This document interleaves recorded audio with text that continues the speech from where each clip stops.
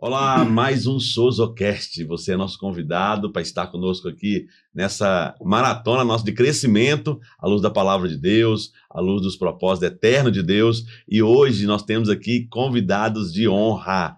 Esse episódio é um episódio especial, você não pode perder. E eu quero já te pedir, segue aí no canal do YouTube, segue nas redes sociais, Souzo Church BH, o podcast também da Souzo, e segue aí as nossas redes sociais que vão aparecer aí para você ficar informado de todos esses materiais que têm sido gerados em Deus. E eu creio para a edificação do corpo de Cristo e também de pessoas que, às vezes, têm interesse em assuntos variados, que permeiam o universo cristão, que é maravilhoso para a glória de Jesus. E hoje nós temos aqui conosco, comigo e com a primeira dama aqui, um homem de Deus, um irmão também abençoado, primeiramente nosso vereador de Belo Horizonte, Irlan Melo, é pastor, ele é professor, ele é escritor, ele é marido, ele é pai, ele é um cidadão de Belo Horizonte, um defensor aqui da nossa cidade, e está aqui para compartilhar conosco. Seja muito bem-vindo, Irlan. Obrigado, pastor Alex, pastor Fabiano, uma honra para mim estar aqui com vocês, para a gente bater esse papo gostoso aqui.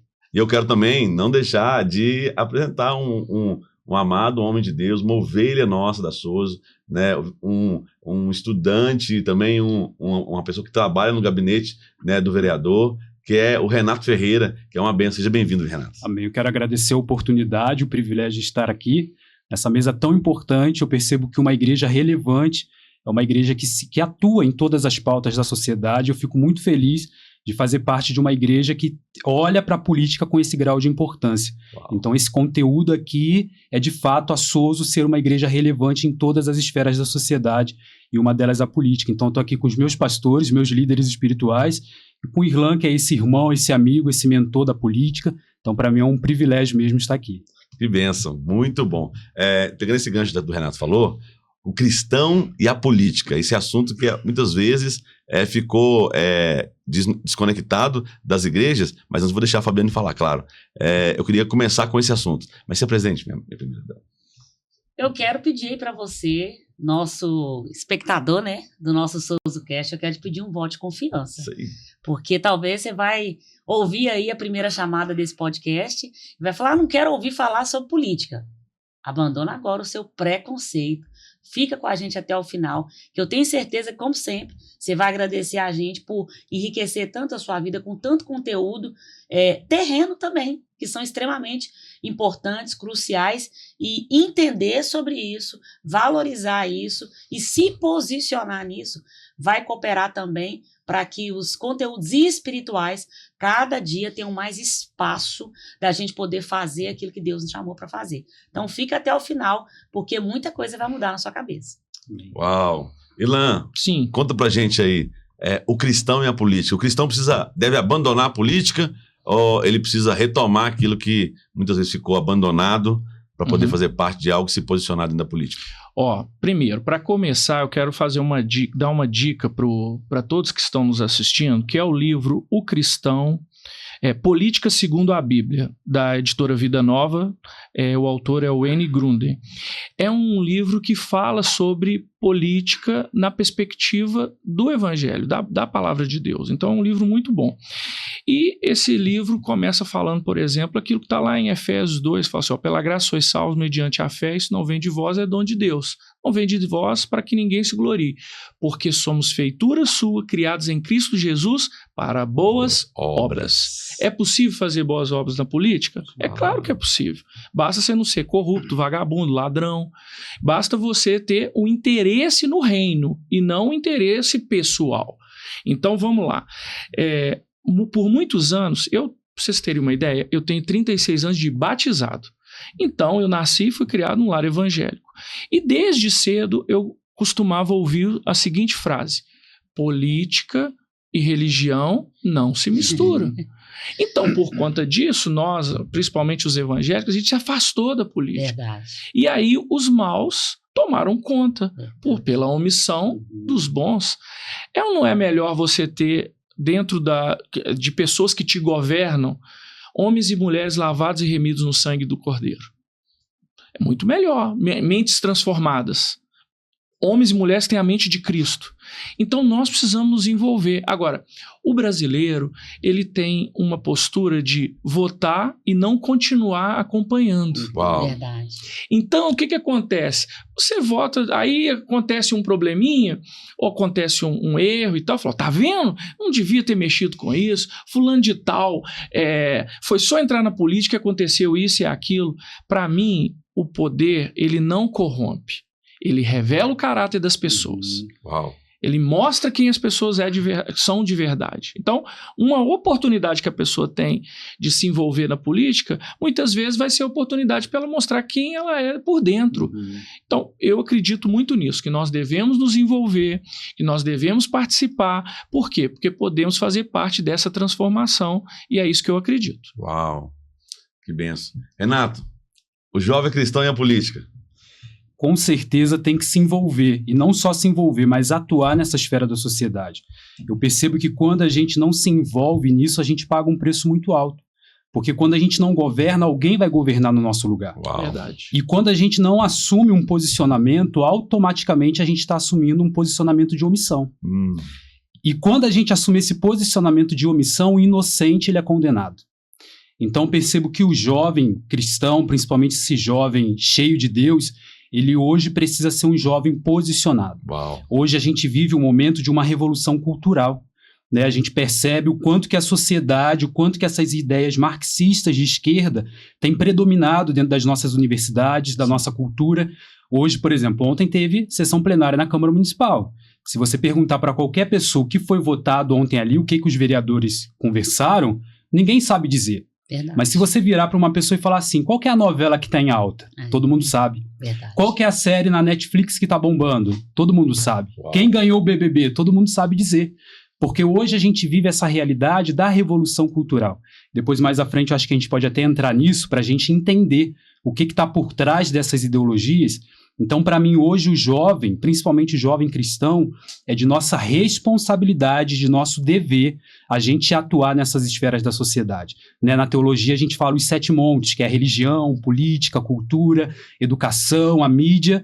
E nós, enquanto igreja, precisamos atuar nessa esfera muito importante, que é a esfera da política. Então, eu me vejo nesse lugar de jovem cristão e atuando ali na política. Uau. Fiz um seminário de teologia, logo depois fiz uma faculdade em administração pública e entendi que o meu chamado é redimir essa esfera Uau. para o Senhor.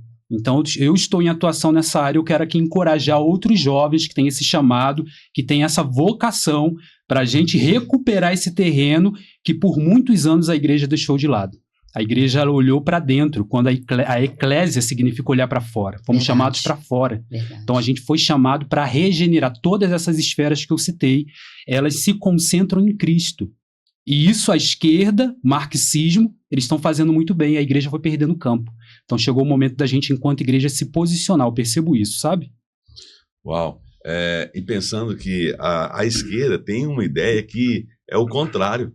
Eles pensam que o judaísmo e a instituição que foi gerada por Deus, os valores cristãos que permeiam a família, que estão errados. E eles querem destruir exatamente isso. Esses valores judaicos cristãos dentro da sociedade, principalmente brasileira, como fundamento da nossa família comum, daquilo que a direita defende, daquilo que a gente defende mesmo, como algo que não é uma questão de direita, é questão de Deus mesmo. Deus escolheu, instituiu assim. Então, assim, eu quero passar para a Fabiana isso, fazer essas perguntas e continue tocando fogo nessa podcast. Eu vou entrar em algumas coisinhas já claro. polêmicas, porque o nosso tempo é curto e eu tenho muita coisa que eu quero saber de vocês e eu creio que as pessoas que estão em casa também vão ter um outro olhar sobre isso. Recebendo muitas pessoas na vida da igreja, as pessoas se convertem, se batizam, caminham um tempo ainda com Jesus e essas pessoas já vêm com uma ideologia política. Então eu já recebi pessoas que chegam com seu coração extremamente entregue para o Senhor, mas e principalmente pessoas posicionadas lá fora. Pessoas que já têm uma ideologia esquerdista, já têm todos ali os seus valores pré-estabelecidos. Quando a gente começa a ensinar para essa pessoa os princípios da palavra e ela começa a perceber que aquilo que a gente tem como posicionamento começa a conflitar com aquilo que ela vem, a carga que ela vem, sempre é um choque muito grande. E eu fico triste porque, infelizmente, algumas decidem abandonar a igreja tradicional para poder se associar a igrejas que têm, infelizmente, né, falo isso com tristeza, crescido hoje com ideias completamente esquerdistas, posicionamento. E aí eu me lembro de tentando ensinar para uma pessoa sobre isso. Ela compartilhou comigo sobre 2 pontos fundamentais, a questão do uso das drogas, né, e a questão do aborto. E aí eu me lembro dela falar, olha, sobre o aborto, eu fico muito compadecida de a gente não ter aí a aprovação do aborto, porque quantas mulheres sem condição financeira morrem na clínica do aborto, tentando fazer um aborto ali legal, porque ainda não existe uma lei que venha receber essa mulher de uma maneira tranquila dentro de um hospital, e não acreditando que o aborto é um crime e que o feto tem vida. Com relação às drogas, mas se legalizar o uso das drogas, nós não teremos mais traficantes, porque as pessoas vão poder consumir sem... O traficante ele não vai ter esse posicionamento em cima daquilo que é ilegal. E eu vejo que assim, muitas vezes a gente enfrenta muitas dificuldades de desconstruir essas ideias. Então eu queria ouvir você sobre isso aí, sobre essas pessoas que chegam com esse posicionamento e querem viver essa ideologia junto com o cristianismo. Bom, primeiro eu quero fazer uma afirmação que para muitos é polêmica, mas para mim não é. Para mim não existe cristão de esquerda.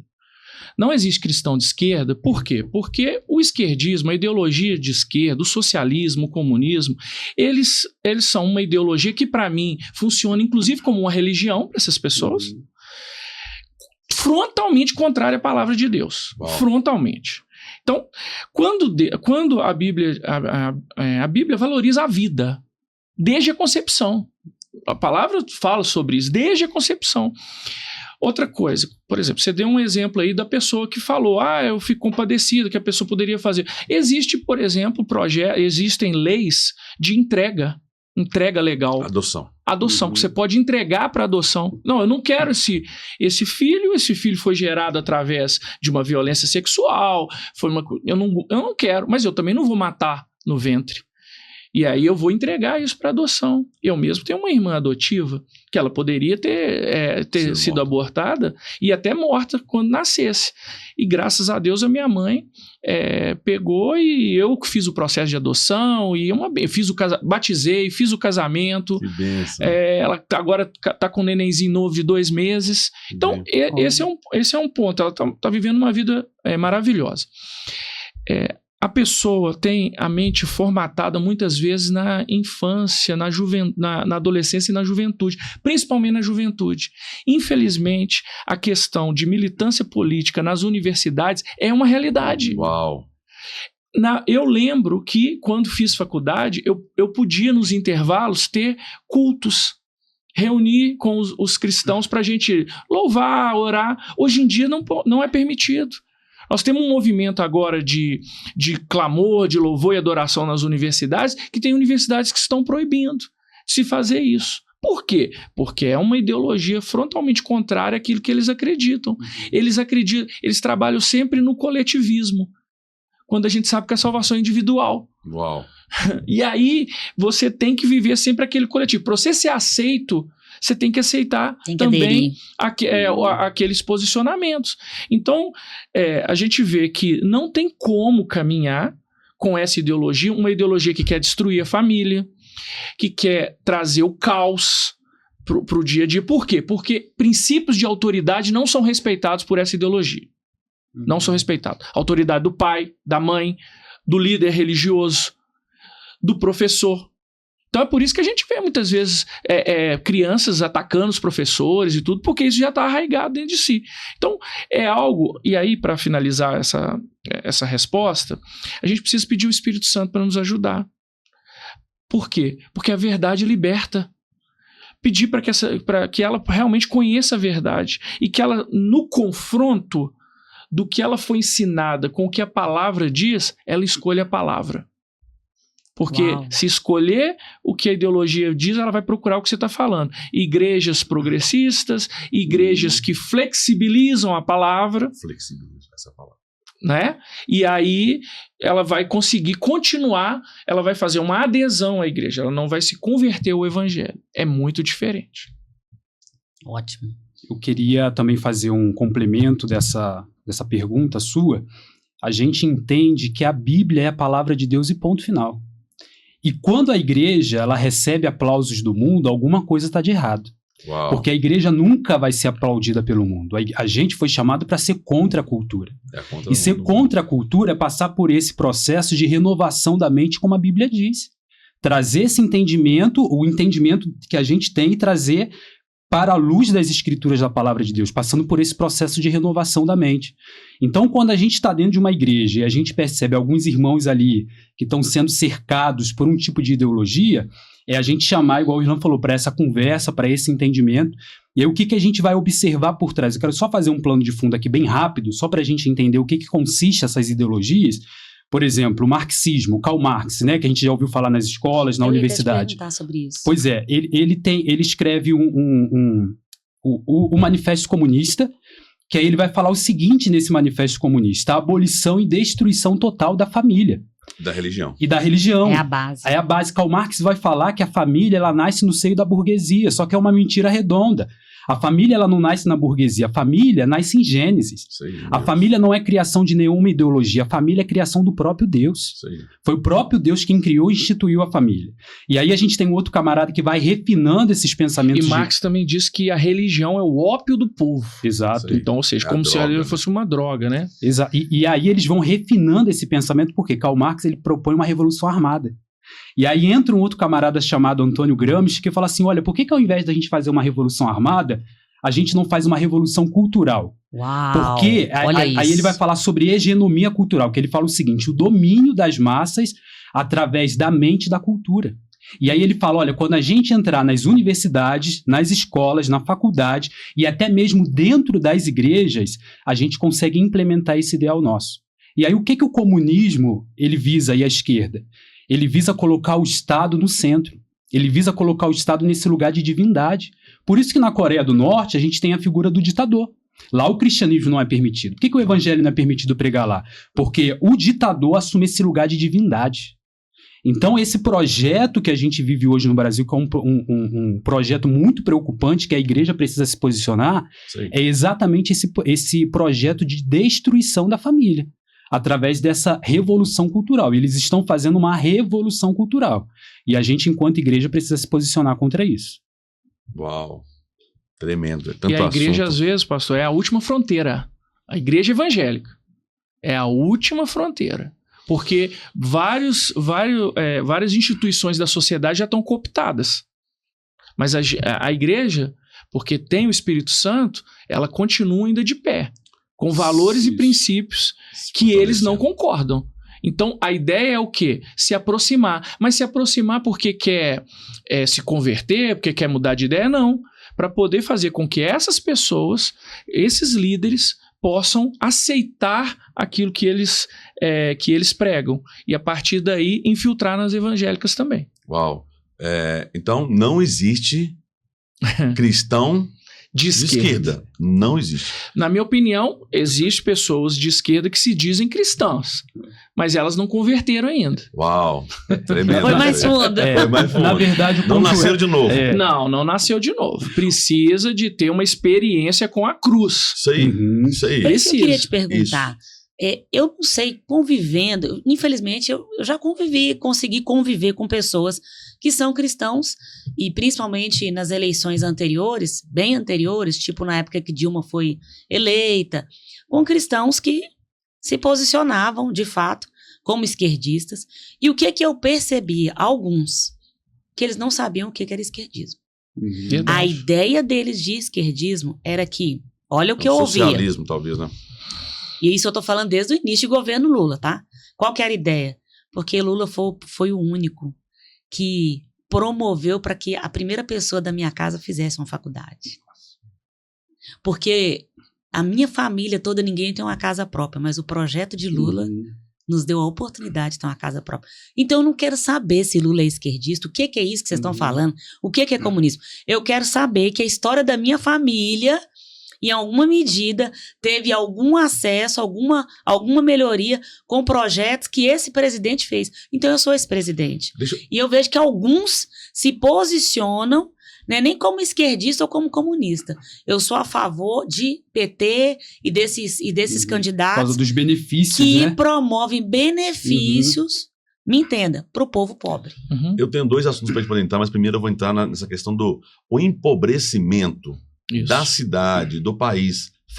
Faz parte de uma ideologia marxista de controle e domínio? Pensa bem, no Brasil... Isso é um assunto interessante. É muito interessante, porque no Brasil, quase a metade da população já vive necessitando de algum benefício social. Sim. Isso quer dizer o quê? O socialismo, na verdade, é uma fábrica de miséria. Uau! O socialismo, ele nivela as pessoas na pobreza. Uau! Pode pegar a Venezuela, pode pegar Cuba, pode pegar a Coreia do Norte. Eu não uso de exemplo a China, porque a China não é comunista. Ela é capitalista, mas que utiliza, sim, da ideologia comunista para dominar a política, mas a economia de mercado. Sim. Com escravidão, inclusive. Sim. Então, assim, nivela na pobreza. Então, quando você vê, por exemplo, estados que as pessoas... Tem pessoas que recebem mais Bolsa Família do que carteira assinada, tem alguma coisa errada. Mas para o socialista e para o comunista, quanto mais pessoas dependerem do Estado, mais ele vai ter o controle sobre essas pessoas. Então, um país próspero não tem como se adequar ao socialismo ou ao comunismo. Uau. Porque não tem como você conseguir ter o controle. Uau. Não é? Então, eu acho que parte por aí. Vocês entenderam, gente, vocês estão entendendo por que a gente precisa combater essa ideologia marxista, comunista, porque isso empobrece e facilita trazer uma manobra, uma força de manobra das pessoas. E aí, Renato, coloca aí sobre isso. Eu vejo, assim, numa leitura política, o assistencialismo é uma forma de controle social. Uau. Então a esquerda, ela usa o pobre como uma massa de manobra. E ela atrai o pobre pelo assistencialismo. Através disso, e quer manter ele nisso. E o cristianismo não. O que o cristianismo faz? Ele empodera o ser humano. Prospera o ser humano. Ele leva a salvação da alma e também tira o homem daquele lugar de dependência e de escravidão e leva para um novo lugar. Medíocre. Exato. E o que a esquerda visa? A esquerda promete libertação, mas entrega dependência. Uau. Promete igualdade, mas entrega miséria. Uau. Esse é o resultado desse projeto deles. Então a gente percebe muito claro, né, que o assistencialismo promovido pela esquerda é isso, é uma forma de fazer a sociedade dependente deles. E lembrando que quem está no topo da pirâmide, quem está em cima, os governantes, esses vivem de forma nababesca. Você vê como que o Lula vive, como que a Janja vive, como que os líderes, eles vivem no luxo. Mas dizem que você não pode ter mais do que uma televisão em casa, que isso não é necessário. Então, você vê que eles pregam uma coisa e vivem outra, é uma contradição. Sim. O evangelho, na verdade, é você viver a verdade. Isso aí. Você falar o que você vive. Sim. Você ter postura daquilo que você acredita. Mas eles não. Eles vivem eles falam uma coisa, mas vivem outra totalmente diferente. Inclusive, né, falando de autoridade, eu me lembro de uma das falas, né, da nossa autoridade, né, o presidente falando que quando as pessoas pobres, quando elas melhoravam um pouco de vida, elas paravam de votar. Por que será? Porque a informação chegava, porque, né, a clareza chegava. E aí, eu recebo muita gente lá na igreja e a gente ensina, inclusive, sobre orar pelas autoridades, né? Sim. E alguns não conseguem orar pelas autoridades, porque a Bíblia vai dizer que nós devemos orar pelas autoridades para que venhamos a ter paz, né? O que você me fala sobre isso? Então, isso é um mandamento bíblico. Inclusive, por exemplo, na minha experiência de vereança, eu tive... o primeiro prefeito foi o Calil, oramos por ele várias vezes. Fuad, a mesma coisa. Álvaro Damião agora, também da mesma forma. Primeira oportunidade que eu estive com o Zema, nós oramos por ele também. Nunca tive oportunidade de orar na época do Bolsonaro ou na época do Lula, não tive essa oportunidade. Uma coisa é você orar pelas autoridades. Outra coisa é você chancelar o que elas fazem. Totalmente diferente. Há uma separação entre igreja e Estado, não é? Tem que ter essa separação. Mas nós fomos chamados para quê? Para pregar o evangelho a toda criatura, não importa. Né? Se ele se arrepender, entregar a vida para Jesus, ele pode ser transformado. Mas agora você precisa prestar atenção que às vezes o governante quer te utilizar, quer ter um evangélico do lado, para falar que os evangélicos apoiam. Sim. Sendo que ele está fazendo o quê? Tá fazendo política a favor do aborto, a favor da liberação das drogas, a favor da criminalidade. Uau. Ontem, nessa semana, num debate, uma pessoa do PT disse o seguinte: nós não podemos permitir que a polícia entre no morro. Eu falei, ué, como assim não entra no morro? Por quê? Porque a droga tem que ficar lá liberada? Não, nós temos que combater nas fronteiras, tem que combater com inteligência e deixa a droga rolar solta. Então, nós precisamos sim entender que nós estamos vivendo uma guerra. Uma guerra. E essa guerra é vencida com jejum, com oração, com pregação da palavra, mas com posicionamento também. Inteligência. Nós precisamos ter essa inteligência, com informação, né? Com né? informação. Isso. Então, isso é importante. Você está falando da criminalidade, rapidinho, porque a gente vai pegar esse gancho aqui. Bora. E a gente teve muitos comentários sobre cristãos ficando, assim, conflitados com a ação da polícia no Rio de Janeiro, Sim. que passou nessas semanas para trás. E pessoas, inclusive, falando assim, que absurdo. Tinha que ir lá era pregar o evangelho. E quando a gente vai ver as matérias, ouvindo algumas matérias no YouTube, eu vi que, me parece que em 2020, começaram a se estabelecer leis devido à questão da pandemia, limitando a entrada da polícia nos morros no Rio de Janeiro. Exatamente. E de lá para cá, isso só piorou. A polícia foi ficando cada vez mais limitada e com isso houve uma mega expansão, né, no controle das facções no morro. E ver o que a polícia fez agora, né, foi um marco de fato de algo que já estava sendo ali explorado há 5 anos. O que você me fala sobre isso? Bom, eu até gostaria de passar a bola aqui pro Renato, porque o Renato tem uma experiência pessoal, né? Que ele não parece não, mas é carioca. É verdade, Renato. Então, eu lembrei, ele é carioca. Ele tem uma experiência pessoal em relação a isso, então ele pode falar como que é de fato lá no Rio de Janeiro. Conta pra gente aí, Renato. Vou contar um pouquinho aqui da minha experiência. Eu nasci e fui criado numa comunidade do Rio de Janeiro, chamada Favela do Muquiço. Olha o nome. E a minha infância, eu lembro de alguns relatos da minha infância que não foi como uma infância de uma criança normal. Né? Minha mãe, para me tirar desse meio, porque se eu estivesse na rua jogando bola, soltando pipa, certamente teria virado um traficante, eu teria tido influência de quem dominava o território, porque na minha comunidade, quem dominava o território não era o governo, era o tráfico de drogas. Então, a gente sofreu muito, né, por causa da influência do tráfico de drogas ali. E aí o que eu percebo? A gente está no momento de uma narrativa, uma guerra de narrativa. Principalmente uma guerra de narrativa cultural. Uau. E aí a gente tem a figura de Paulo Freire, que foi o guru da educação brasileira, por isso que a nossa educação brasileira é tão boa, por sinal. E aí ele vai trazer no seu discurso a pedagogia do oprimido. Isso. E aí o que consiste essa pedagogia? Olha o nome, pedagogia do oprimido. O que consiste? Dividir a sociedade entre opressores e oprimidos. Ou seja, o traficante é o oprimido e a polícia é o opressor. Por isso que o descondenado disse que o traficante é vítima do usuário. Exatamente. Então, muito nessa narrativa da esquerda, é uma narrativa mesmo. Então, eu sofri de perto o que a criminalidade fez na minha família. Então, assim, a gente não podia sair, por exemplo, o SAMU não podia entrar. Se tivesse alguém passando mal, a gente tinha que carregar a pessoa até por um ponto onde o SAMU conseguia entrar, porque naquela comunidade eles colocam algo chamado barricadas, que é onde eles demarcam o território deles, e hoje no Rio de Janeiro está espalhado de barricada. Se você quiser transicionar de um bairro para outro, você simplesmente não consegue. Tem morador que está simplesmente ilhado por conta dessas barricadas, porque o crime organizado, isso é real. Atual. A gente sofre com isso. Isso não é coisa de produção de mídia. Não é coisa de produção. Um morador de um morro não pode visitar o outro. Não pode visitar. Eu lembro que Natal, porque a minha comunidade era de uma facção diferente da outra, se eu fosse visitar um parente meu em outro bairro, eu não podia usar vermelho. Porque vermelho no Natal, a cor vermelha era do Comando Vermelho.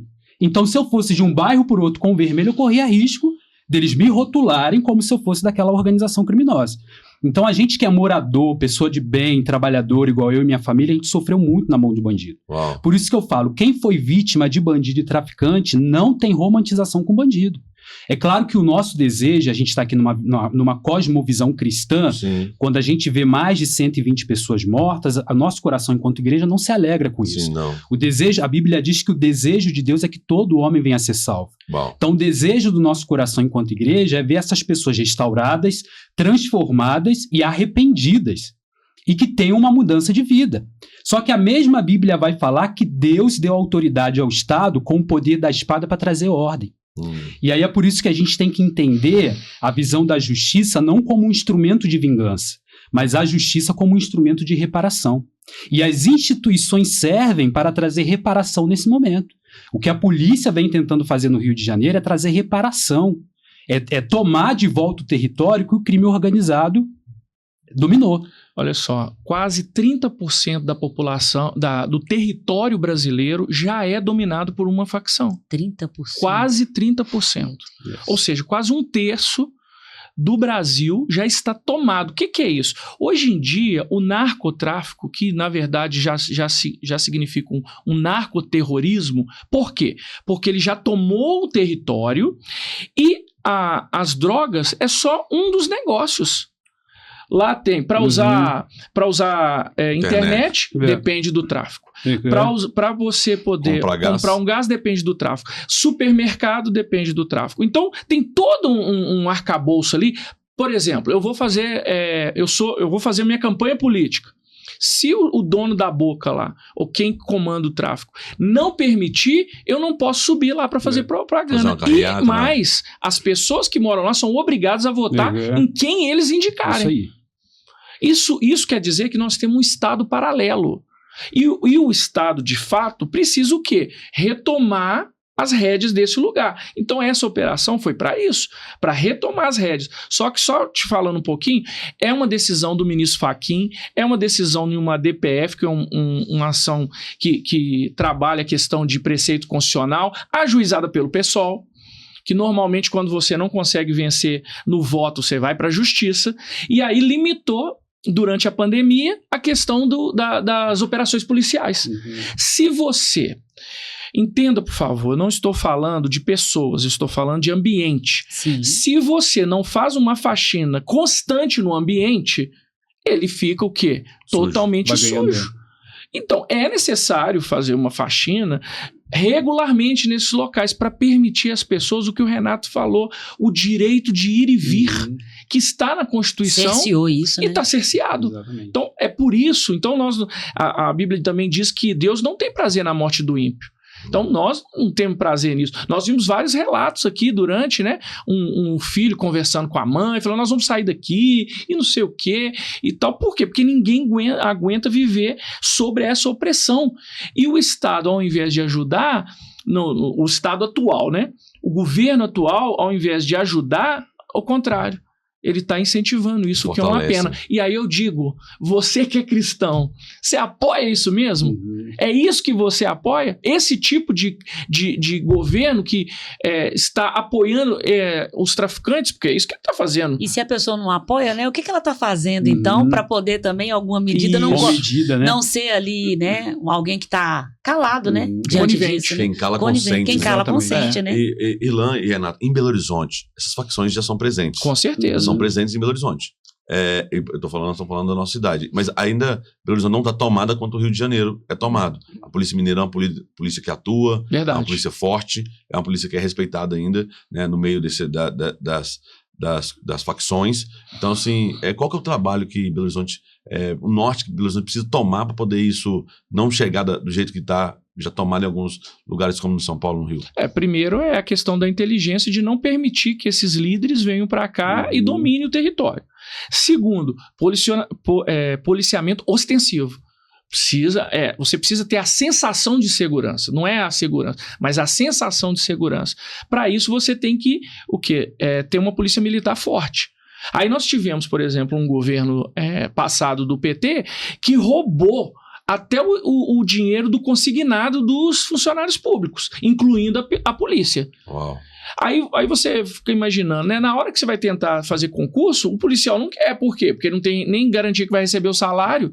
Então, precisa de policiamento ostensivo. Segundo, a nível de Belo Horizonte, nós temos a Guarda Municipal. E a Guarda Municipal também está fazendo um trabalho muito bom. Um trabalho de inteligência, mas também um trabalho ostensivo na cidade. É necessário. Então, tem que valorizar a Polícia Civil. Por quê? A Polícia Civil, ela faz muitas vezes a investigação. Ela entra depois. Depois que a polícia militar e a guarda entram, aí vem a polícia judiciária, que é a polícia civil. Essa polícia precisa ter instrumentos para poder investigar. O Brasil, nós temos a sensação que o crime compensa. Por quê? Porque as pessoas não ficam presas. Esse negócio de progressão de regime e tudo mais, as pessoas não ficam presas.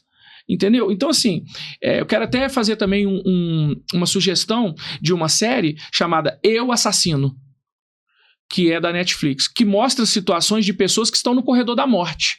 Uau! A única chance que eles têm é o quê? Transformar de pena de morte para prisão perpétua. E aí você vê vários e vários relatos das coisas como aconteciam. Mas a pessoa paga pelo que ela fez. Será que não é um soco na cara da sociedade saber que a Suzane von Richthofen está aí para cima e para baixo? Solta. É um soco. Será que não é um soco para a sociedade saber que a Elise Matsunaga é motorista de Uber hoje? E os pais da Nardoni? Pois é. Então, e aí? Então, assim, aí você fica pensando, não, você cumpre lá há pouco tempo e ponto final, né? Então, nós precisamos fazer com que a lei valha, com que as pessoas sejam punidas e, de fato, cumpram a pena. Acabar com esse negócio de progressão. Só no Brasil que tem esse negócio de visita íntima. A pessoa tá lá presa, ela precisa ter um tempo de refletir o que ela fez. Saidinha de Natal, né? Essas saidinhas que 20 a 30% da saidinha não volta. Não volta. Então, assim, são muitas... E o cidadão de bem fica ainda mais vulnerável. Enquanto isso, pessoas que fizeram uma pichação de batom numa estátua, 14 anos de cadeia. Enquanto isso, pessoas que estavam ali... com provas, né? Com provas. Uma pessoa que foi fazer o concurso público, tá lá vendo o negócio. De repente acontece, eu vou me esconder. Aí foi preso junto com todo mundo. Tem um testemunho de um promotor de justiça dizendo que ela estava ali para fazer prova, tal. 14 anos de cadeia. Condenação na baciada. Então, a gente precisa mudar essa realidade. Agora, enquanto, o Renato falou bem, enquanto o socialismo e o comunismo está infiltrando na base da sociedade, ele está formando juízes, promotores, advogados, professores. E essas pessoas depois, por exemplo, no caso da justiça, essas pessoas depois é que vão julgar. E aí a gente vive a situação que a gente está vivendo hoje. E aí a gente vira refém. Totalmente. E o julgamento está atrelado a essa ideologia já enraigada dentro da pessoa, isso. Que aquilo é o correto. É uma reparação, ela tem direito de receber algo, ela só fez isso porque ela não teve opção. Oportunidade, né? O Renato acabou de dizer, ele estava numa comunidade, ele poderia ter sido cooptado pelo tráfico, a mãe dele teve sabedoria, né? E colocou ele no caminho certo, e graças a Deus, hoje ele está aí. E se ele não tivesse tido essa oportunidade? E quem não tem essa oportunidade? E eu percebo muito o papel da igreja dentro disso. Porque eu lembro que a minha realidade, enquanto criança e adolescente, a minha rotina era de casa para a escola, da escola para a igreja. Ou seja, a igreja foi fundamental nesse processo de formação e base. Construir valores, moral, ética. E por que eles estão combatendo tão veementemente a igreja? Exatamente porque a igreja é esse freio moral na sociedade. Sim. Eu estava pensando essa semana e analisando, eu lembrei que tinha uma série na Netflix que eu falei assim, nossa, eu gosto muito demais dessa série. E o nome da série é La Casa de Papel. Quando lançou, e Lohana, a gente virou a madrugada para assistir. E aí eu fazendo uma reflexão, falei assim, cara, qual que é a narrativa dessa série? É um conjunto de bandido que invade um banco, tenta lançar uma ideologia, e aí a gente que está sentado no sofá comendo pipoca, o que a gente está torcendo? Para que o bandido tenha êxito. Isso. Para que o bandido consiga. É isso aí. E se a polícia entrar, a gente está torcendo para que a polícia não prenda aquele bandido, porque o bandido é pintado como bonitinho. E cada um que morre é uma perca. Exato. Então essa narrativa cultural que a mídia, a cultura vem implementando na gente. E aí essa semana eu falei assim, cara, a minha série favorita é La Casa de Papel, que é uma narrativa de um bandido entrando dentro de um banco, olha o que eu tô torcendo. É porque muitas vezes a gente foi doutrinado a não mastigar o que a gente come, né? Então, o papel quer falar de cultura? Eu quero falar de cultura e eu quero falar dessas dessas ideias de tomar nossas crianças. Isso. Que esse projeto tem aí enraigado as escolas e os centros culturais. Eu queria que você falasse um pouco sobre isso. Pastor, veja bem, você que está nos assistindo. Você precisa acompanhar o que seu filho está recebendo na escola. Porque às vezes, de forma subliminar ou até de forma aberta, ele está recebendo uma ideologia.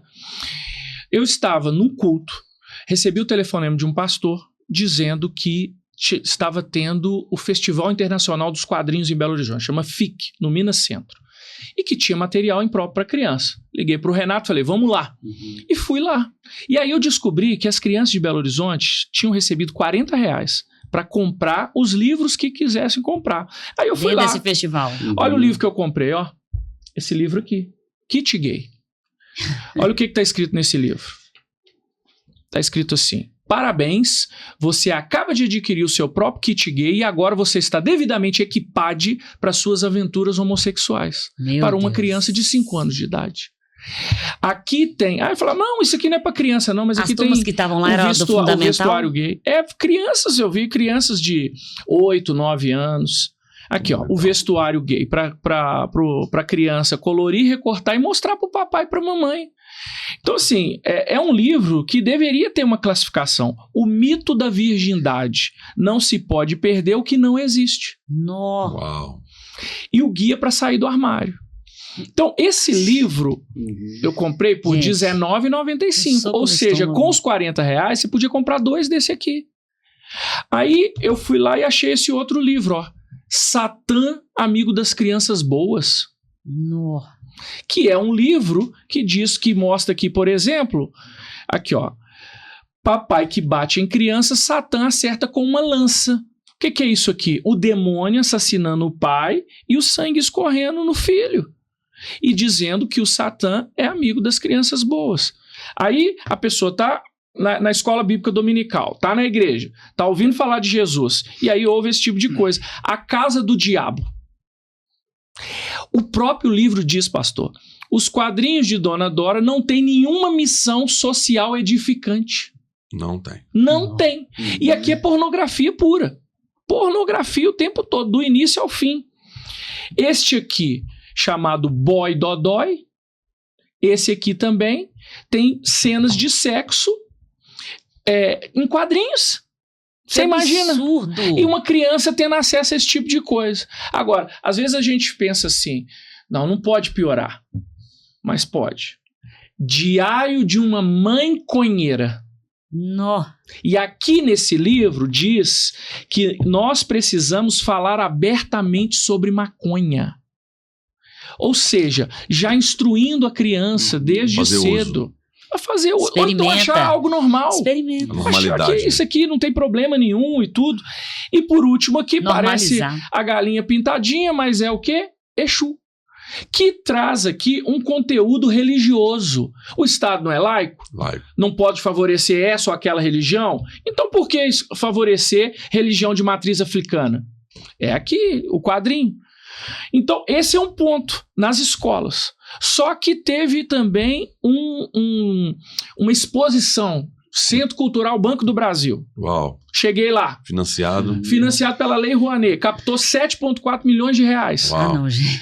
E aí, cheguei lá e falei assim, qual que é a classificação aqui? Não, classificação livre. Mas como assim classificação livre? Aí falou, não, porque... Aí, eles me deram um documento. Nessa hora é bom você ser advogado, você conhecer a lei, você ter experiência. Por quê? Quando ele me deu o documento, eu falei, peraí, isso aqui é uma autodescrição. Vocês estão dizendo para o Ministério da Justiça que isso aqui é classificação livre, mas eles não avaliaram. E aí tinha esse tipo de material lá. Ó. Essa é uma das exposições que estavam lá. Nossa. Tinha esse aqui, ó. Gente, Deus que me livre, agressivo só de ver. Tinha esse. Não, que horror.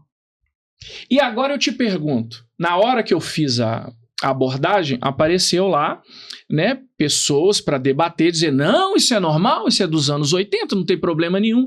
Aí eu perguntei, é normal uma criança de 10 anos ler um cartaz que estava lá dizendo assim, transe numa boa, Sexo é bom, não deixe a AIDS acabar com isso. Evite contato com esperma, use camisinha. Reduza o número de parceiros. Masturbação a dois é gostoso e oferece menos risco.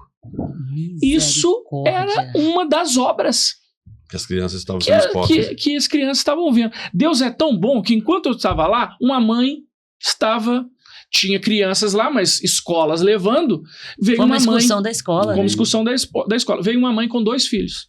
Um de 9 e a menina com 20. Quando ela saiu, ela estava horrorizada, porque ela disse assim, eu não sabia que tinha esse conteúdo. Porque se eu soubesse que tinha esse conteúdo, eu não tinha permitido que o meu filho entrasse. O que eu fiz? Tanto no caso lá do FIC, no Minas Centro, quanto desse caso lá do CCBB, na Praça da Liberdade, todos eu levei para o judiciário. Todos eu fiz boletim de ocorrência.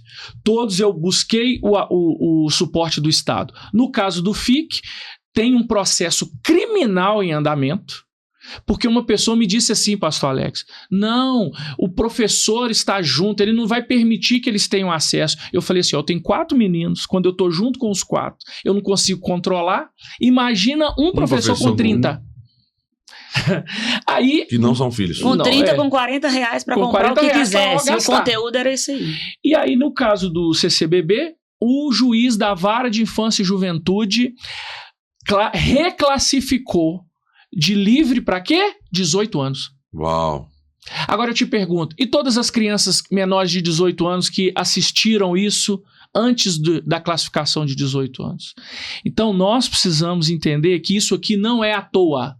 Isso aqui é algo que já está planejado para a sexualização da criança, para a adultização das crianças, para fazer com que isso aqui seja normal na sociedade.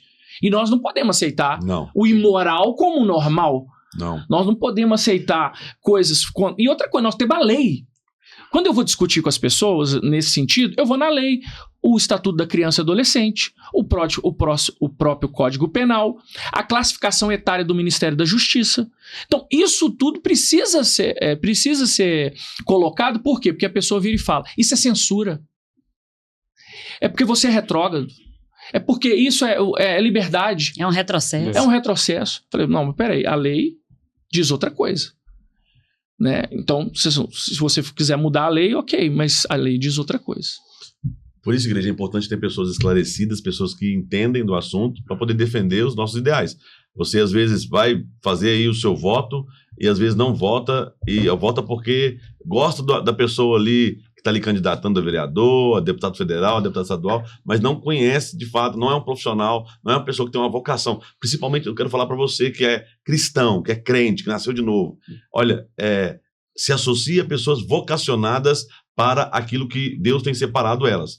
Nós temos dado aula lá na nossa escola acerca do Ministério Prático, então nós temos ensinado que cada um tem uma chamada ministerial. E tem pessoas, a vocação política é uma chamada ministerial. Assim como o médico deveria ser, um advogado, assim como um juiz deveria ser, não trabalhar por dinheiro, mas trabalhar por vocação. Eu vejo aqui de frente 2 homens que têm uma vocação com política, para poder defender os ideais e fortalecer. Essa questão, Irlan e Renato, da vocação política, e às vezes daquela pessoa que ela quer ser um vereador, mas ela não tem uma chamada, não tem esclarecimento, não foi preparado para aquilo. No Brasil, infelizmente, a pessoa pode se candidatar sem ter uma preparação, porque ela é o João do Sacolão, ela é o José do Gás, mas ela não é uma pessoa preparada para sentar numa cadeira e discutir pautas importantes na nossa cidade, que vai interferir diretamente no nosso dia a dia. Como é que vocês veem isso hoje na Câmara de Vereadores, na formação, no pleito político Belo Horizontino, mineiro e do Brasil? Bom, eu percebo que eu sempre me faço uma pergunta: qual que é a melhor forma de eu trazer a minha contribuição na política? Uau. Se é me associando com uma pessoa, se é estando debaixo ali das ideias dela, de uma pessoa que eu acredito, que eu confio, que tem os mesmos ideais que o meu, que é uma pessoa cristã, ou se é lançando uma candidatura e ocupando uma cadeira. Uau. E eu sinto que nesse momento eu estou nesse momento de preparo, por isso tem 7 anos que eu estou caminhando com o Irlan, trabalhando com ele, assessorando. Então eu percebo que falta muita influência nossa mesmo política, da sociedade. A gente tem uma sociedade hoje analfabeta política. E olha qual que é o perigo disso. Depois de tantos anos, Depois de tantos anos, a pessoa não se interessa por política, ela não estuda sobre política e ela nem busca se associar a alguém que entenda disso. Sim. E ano que vem é ano eleitoral, a gente vai dar 6 votos no único dia. E ainda tem muito preconceito sobre aprender sobre isso. Exatamente. Né? Aí você percebe o problema que a gente tem. A gente tem uma sociedade que é analfabeta política, ano que vem a gente tem 6 votos, a gente vai votar para presidente, governador, deputado federal, deputado estadual e 2 senadores, ou seja, 6 votos no único dia. E você não vê ninguém falando nada sobre isso. E você não vê ninguém. E aí o que acontece? Chegar no dia, infelizmente, a gente que trabalha com isso, a gente vê relatos de pessoas que na porta do colégio eleitoral pegam um papelzinho no chão, vai e vota. Não, eu já ganhei um voto sentado esperando, depois que você passa, você mostra o seu título, né? Aí ela digita lá e você fica sentado esperando, não é isso? Para ser sua vez de ir lá na cabine lá de votação. Eu tava sentado, aí perguntei pro moço do lado assim, você vai votar em quem para vereador? Vou anular meu voto. Falei, então vota em mim. Dentro lá do local de votação. Por quê? Porque a pessoa deixa para a última hora. É por isso que os políticos jogam que é tanto de santinho no dia lá, aí a pessoa faz assim. É uma estratégia, né? Para marcar território. Olha, na Souza não vai ser assim. Nós estamos ensinando política na Souza. Eu quero ensinar muito, porque essa turma da Souza vai votar consciente. Eu quero cooperar em todos os aspectos da sociedade. Dessa consciência, eu queria... pode continuar, mas porque o nosso tempo ali está curto, senão você não vai falar sobre isso. Eu queria que você falasse. Pegando um gancho naquilo que você está falando, falar também sobre essa questão de como influenciar mais os jovens para poder, a partir de 16 anos, tirar o seu título. Eu lembro que na última campanha que teve, a Anitta usou de toda a influência dela, ela fez, de fato, assim, um pedido mesmo, durante muito tempo antes das eleições, para que os seguidores dela, a partir de 16 anos, tirassem o seu título, porque ela deixou claro ali, o seu voto vai ser... de fato, assim, um presente que você está me dando para poder posicionar aquilo que nós acreditamos. Como que você, como jovem, o que você pode falar aí para os nossos jovens, para que eles tragam essa consciência também de que nós podemos usar, assim, esses títulos aí de 16 anos para poder ajudar a posicionar aquilo que a gente acredita? Ótimo. Só finalizando a resposta do pastor Alex, o que eu percebo? Você que tem uma vocação política, você que sente esse chamado, né? Eu gosto muito de uma definição que vocação, ela é como algemas invisíveis. Você poderia ser tantas outras coisas. Você poderia ser um professor, você poderia ser um advogado, você poderia ser um empresário ganhando muito dinheiro, mas o seu coração só vê aquela porta. O seu coração, ele se lança naquela algema política que Deus, ele preparou para a sua vida como um propósito mesmo. E aí você não consegue fugir desse propósito, né? Então você que é jovem, que sente que tem essa chamada para a política, é de fato associar com pessoas, conhecer a Câmara Municipal, entender sobre a lei orgânica do município, sobre o orçamento participativo, visitar a Câmara, dialogar, conhecer sobre a Constituição. Então isso é muito importante para que você comece de fato a ir tendo tato com essa realidade política. Uau. Ilan, simples. O que é política? Simples, para o leigo entender. Sim. Política às vezes eu gosto dessa definição. Política é a arte do possível. Por quê? Porque a política é relacionamento. Relacionamento. Não é? Conversa. Política é diálogo. Política é dar as mãos naquilo que se concorda e respeitar aquilo que você não concorda, mas ter um posicionamento firme em relação a isso. Política é você mudar a vida das pessoas. Uau, influência. Para melhor ou para pior. Política, influência. Influência o tempo todo. Muda para melhor ou para pior. Para melhor ou para pior. Não tem meio termo, tá? Quando a pessoa diz, eu não me envolvo com política, na verdade ela está se envolvendo. Mesmo que seja de forma omissa. Ela está se envolvendo. E ela está permitindo que as coisas que estão ali continuem acontecendo. Tem horas que você precisa fazer escolhas. E aí você vai escolher o menos pior. Isso acontece muito nos cargos executivos, né? Eu não tenho uma pessoa que me representa, então eu vou votar no menos pior. Mas qual que é a sua análise para escolher o menos pior? Né? Valores. Quais são os valores que você vai utilizar? Nós temos esses valores. E a igreja precisa estar junto com a política. Por quê? Porque, primeiro, a igreja não deixa de ser um CNPJ. Não. Então ela tem necessidades que um CNPJ tem. Segundo, ela precisa influenciar. Ela precisa influenciar nas decisões. Né? Nós precisamos de ter mais governantes influenciados por valores cristãos. Uau. Na própria história da humanidade, nós temos várias situações de influência cristã. Por exemplo, Martin Luther King, do púlpito, falava contra a segregação racial nos Estados Unidos. Sim. Ele foi uma voz muito importante para acabar com isso. Eu tenho um sonho. Isso. E conseguiu, né? E aí, pegando um gancho dentro disso, até queria falar algo em relação ao Irlan. A gente, na Bíblia, tem vários exemplos de homens e mulheres de Deus que atuaram na política. Uau. A gente tem exemplo de Daniel. Daniel foi conselheiro, mesmo ali na Babilônia, mas ele não se corrompeu. Ele permaneceu íntegro. A gente tem o exemplo de Esté. Esté se colocou diante do rei, mesmo sem ser chamada, correndo risco de vida, mas ela foi o quê? Uma voz ativa em favor do seu povo. Ela foi voz por aqueles que não tinham voz. E é o que o Irlan faz. Eu lembro o projeto da área de escape, que é até interessante a gente falar. O que o Irlan fez com a área de escape? Ele foi voz por aqueles que não tinham voz. Ele batia lá na porta do prefeito, vidas estão morrendo. A gente precisa fazer área de escape. Foi no DENIT, foi no Tarcísio, na época, ministro de infraestrutura, falou, a gente precisa fazer área de escape, ou seja, ele foi voz por quem não tinha voz. Imagina esse projeto expandindo a nível federal, né? Eu acabei de fazer uma manifestação, porque, não sei se vocês viram nas redes sociais, um caminhão ali na Serra de Igarapé. Eu vi. Ali é o local exato para fazer uma outra área de escape. Ali foi que morreu torcedores do Corinthians voltando de um jogo de futebol no ônibus.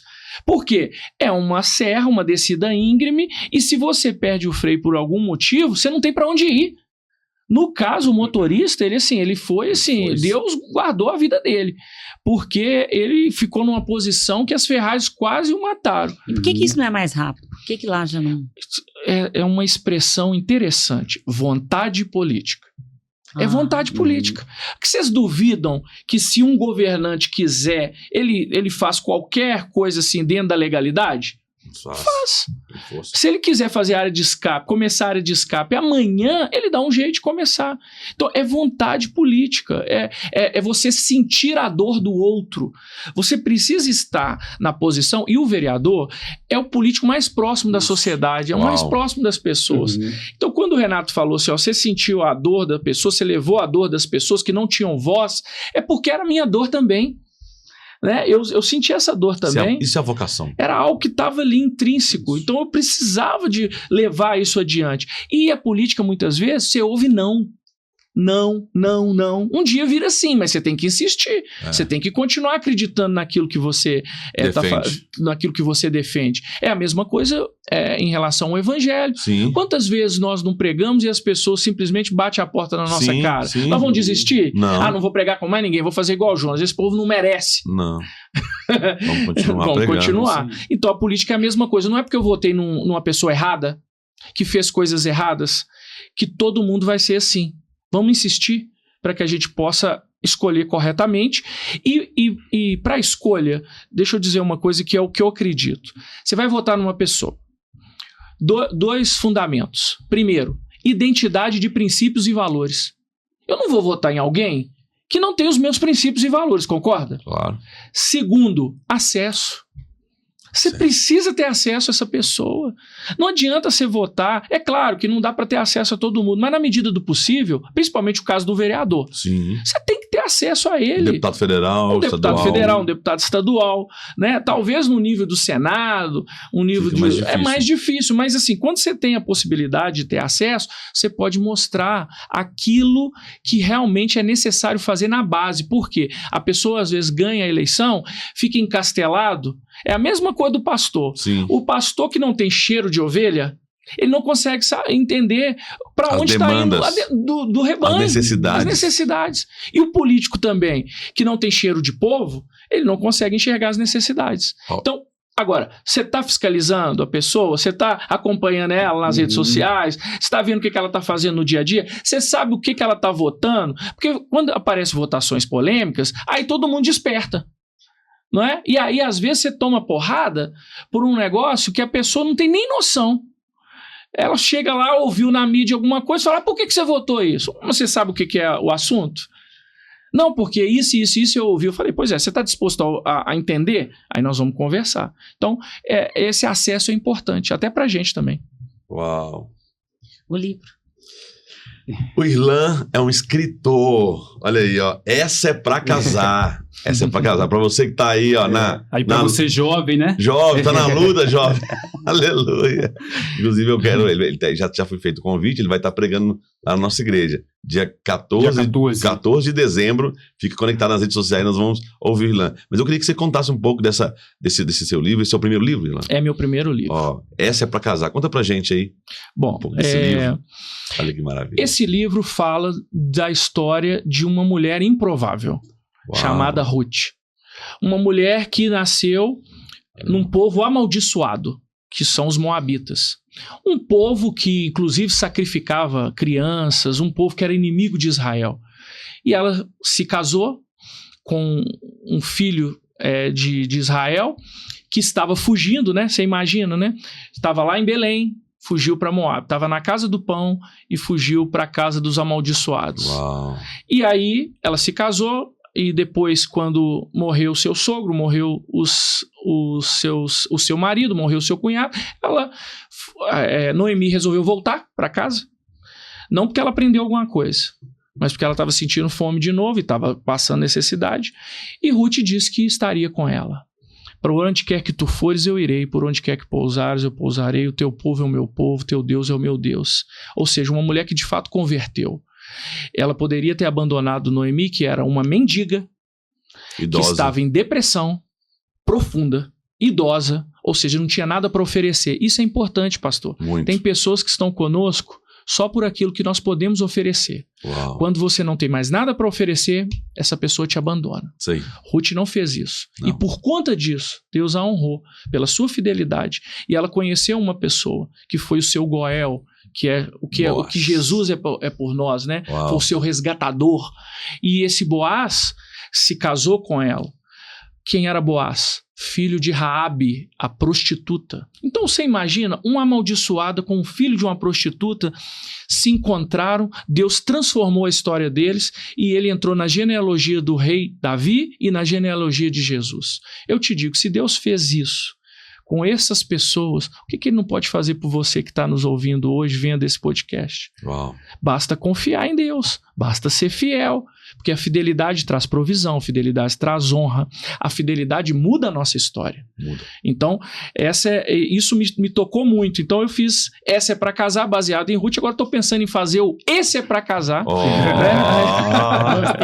bom. Muito Aí bom. tem que dar um tempo, né, pastor? Onde a pessoa tem acesso a esse livro? Nas minhas redes, meu Instagram, @irlan.melo. A gente tinha colocado na Amazon, mas não sei se ainda está, tem que confirmar. Ele custa R$30, eu não recebo nada desse livro.